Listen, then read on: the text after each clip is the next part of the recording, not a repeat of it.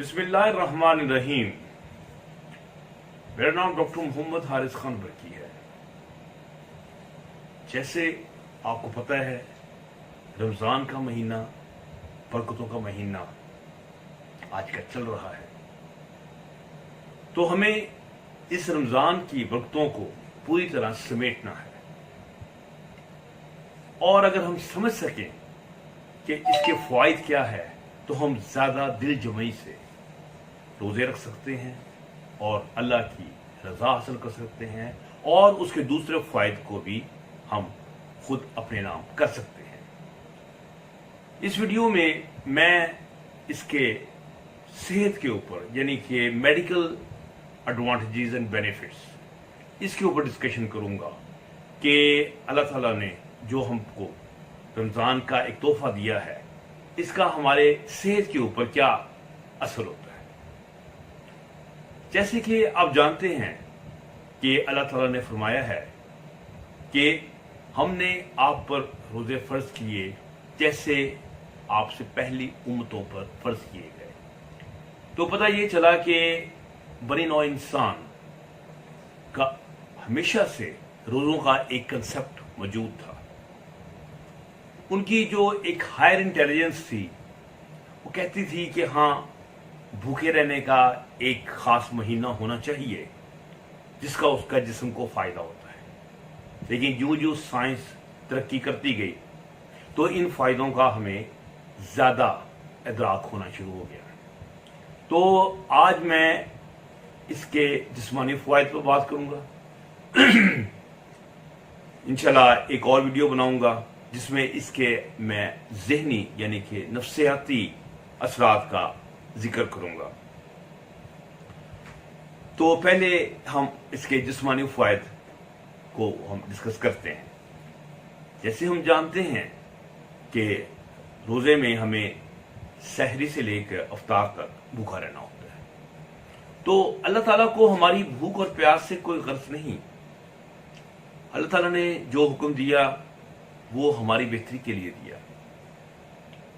अब हम बताते हैं कि हमारे जिस्म में क्या बेहतरियां नमूदार होती हैं।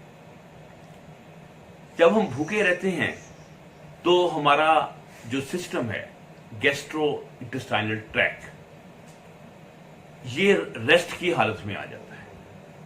जब ये रेस्ट की हालत में आ जाता है तो इसकी अंदर जो मुख्तलिफ किस्म के टॉक्सिन जमा हो जाते हैं, वो आहिस्ता आहिस्ता रिलीज हो जाते हैं।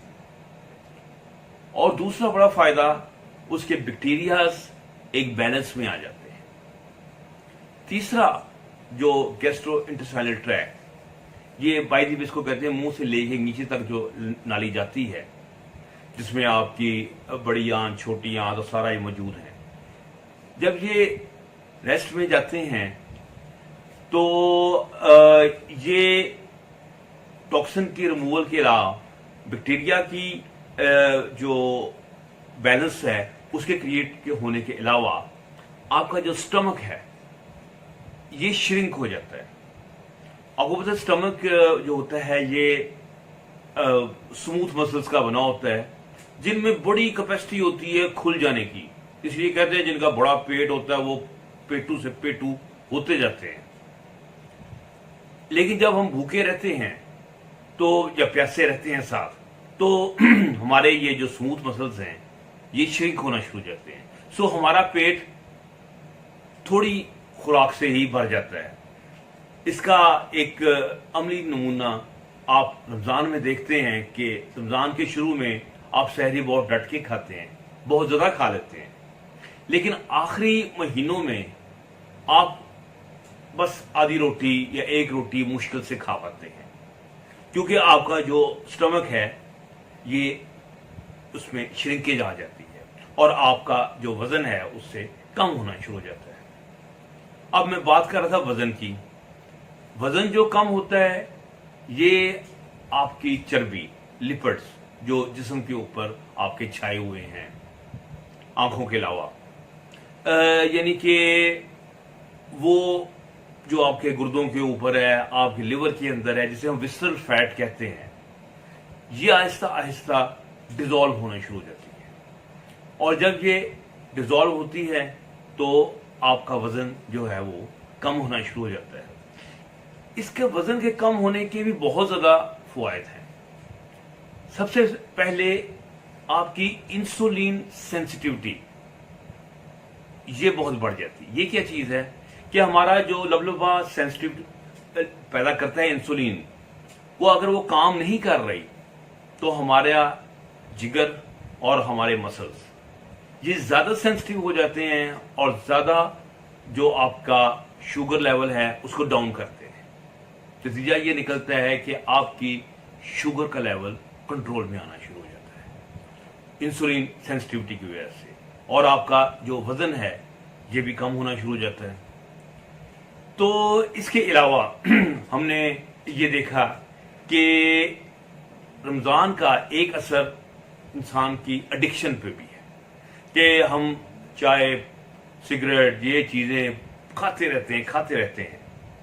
لیکن آپ نے دیکھا ہوگا کہ بڑے بڑے سگریٹ پینے والے بھی روزے رکھتے ہیں اور بڑی کامیابی سے وہ ان کی جو سگریٹ کی عادت ہے اس دوران وہ کم ہو جاتی ہے، کیونکہ اس میں ایک ارادہ ہوتا ہے اور ایک عبادت ہے. تو انسان کے اندر جو کریونگ ہے اس چیز کی وہ کم ہونی شروع ہو جاتی ہے. بھائی جی اس وقت میں آپ کو تھوڑی سی بات جو ہے خوراک کے متعلق بھی بتاؤں گا. وہ اس لیے کہ ہم بہت زیادہ بے احتیاطی کرتے ہیں رمضان میں. ہمیں تلی ہوئی چیزیں، میٹھی چیزیں یہ زیادہ نہیں کھانی چاہیے. خوراک کو سادہ رکھیں. آپ اس میں انڈا، گوشت، مچھلی، نٹس یہ استعمال کر سکتے ہیں. فائبرز کے لیے فروٹس وغیرہ استعمال کر سکتے ہیں. آپ سبزیاں استعمال کر سکتے ہیں، جس سے ہماری جو بیلنس ڈائٹ جو ہے وہ رہے اور ہماری کیلوریز جو ہیں وہ بے شک کم ہو جاتی ہیں اس میں، لیکن ہمیں اس کا فائدہ وزن کی کمی کی صورت میں اور انسولین کی سینسٹیوٹی بڑھنے سے مل جاتا ہے. پھر جو بھوک سے ایک فائدہ جو ہم دیکھا گیا ہے، جو سائنسی طور پر پروون ہے، وہ یہ ہے کہ آپ کا بیڈ کولیسٹرول یہ کم ہونا شروع ہو جاتا ہے.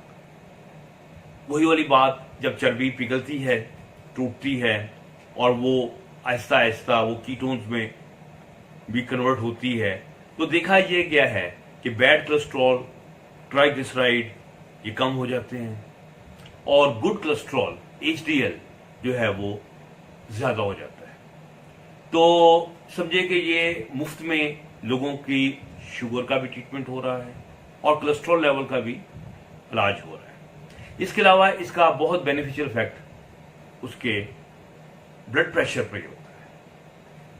بلڈ پریشر بھی آہستہ آہستہ انسان کی جو خون کی نالیاں ہیں وہ کھلتی ہیں تو یہ ڈراپ ہو جاتا ہے.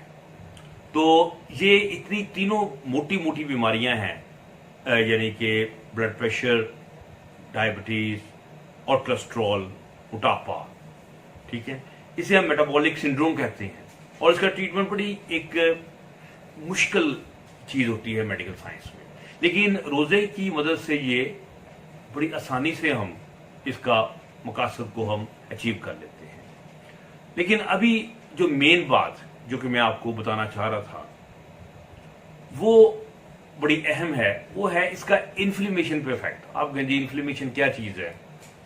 میں پچھلے دنوں میں آسٹریلیا گیا تو وہاں پر ایک پروفیسر صاحب نے ڈسکشن سٹارٹ کی انفلیمیشن پہ، ایک جین کو سامنے رکھتے ہوئے جس کا نام تھا PPAR.